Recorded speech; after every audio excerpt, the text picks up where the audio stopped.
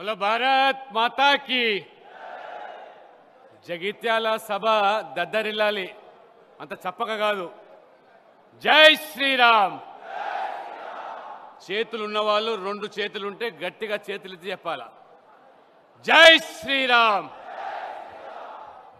వేదిక అలంకరించిన పెద్దలు మన ప్రియతమ ప్రధాని నరేంద్ర మోడీ గారిని మూడోసారి ముచ్చటగా ప్రధానమంత్రి చేయడానికి దేశమంతా కూడా ఈరోజు వారు కోడై కూస్తూ ఉన్నది. మూడోసారి నరేంద్ర మోడీ గారు ప్రధానమంత్రి అయితే ప్రపంచంలోనే భారతదేశము మూడవ ఆర్థిక దేశంగా మారుతుందని మోడీ గ్యారంటీ ఇవ్వబోయేటువంటి ఈ విజయ సంకల్ప సభ దానికి జగిత్యాల ప్రజలు మోదీ గారిని ఆశీర్వదించడానికి సిద్ధంగా ఉన్నారా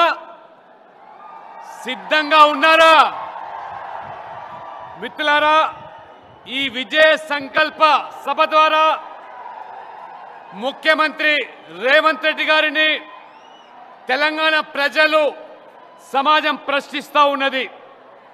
100 రోజులు గడువు పూర్తయినది. 6 గ్యారెంటీలు అన్నావు, 30 పైగా హామీలు ఇచ్చావు. కానీ హామీలు నిలబెట్టుకోకుండా మళ్ళీ ఎన్నికలు వచ్చాయి కాబట్టి ఇవాళ నేను సూటిగా రేవంత్ రెడ్డి గారిని ఈ తెలంగాణ సమాజము ప్రశ్నిస్తూ ఉన్నది. 2500 రూపాయలు ఎక్కడ పోయినాయి? 4000 రూపాయలు పెన్షన్ ఎక్కడ పోయింది? రైతు భరోసా పేరు మీద 15,000 రూపాయలు ఎకరాకు ఎందుకు అటకెక్కించావు? 2 లక్షల రైతు రుణమాఫీ ఎందుకు ఇవాళ మర్చిపోయావు? కాబట్టి తెలంగాణ ప్రశ్నిస్తుంది, ముఖ్యమంత్రి జవాబు చెప్పాలి. ముఖ్యమంత్రి గారు అంటున్నారు ఎన్నికల షెడ్యూల్ ప్రకటన కాగానే నేను ముఖ్యమంత్రి 3 నెలలు పనిచేశాను, 100 రోజులు, ఇప్పుడు పిసిసి అధ్యక్షుడిగా నా ప్రతాపం చూపిస్తా అంటున్నారు. ఇవాళ అయ్యా తెలంగాణ సమాజం ఇవాళ మిమ్మల్ని ప్రశ్నిస్తుంది, జవాబు చెప్పు. ముఖ్యమంత్రిగా 100 రోజులు ప్రజలను మోసం చేశావు. మోసం చేసి అసెంబ్లీలో ఎన్నిక ప్రభుత్వం ఏర్పాటు చేసుకున్నావు. పార్లమెంట్లోకి వచ్చేసరికి ఇచ్చిన మాట నిలబెట్టుకోకపోతే జగిత్యాల ప్రజలు కర్రుగాల్చి వాత పెట్టడానికి సిద్ధంగా ఉన్నామా? ఈ ముఖ్యమంత్రి కేసీఆర్ ను మరపిస్తా ఉన్నాడు.